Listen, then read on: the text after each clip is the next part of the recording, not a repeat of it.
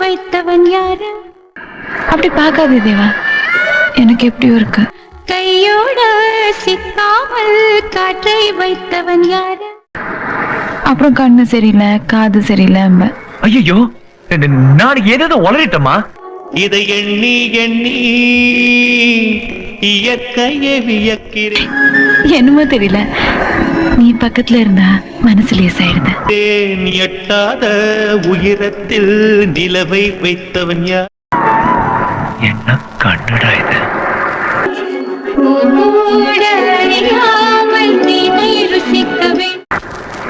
வாழ்நாள் பூரா உன் கூடவே இருந்தா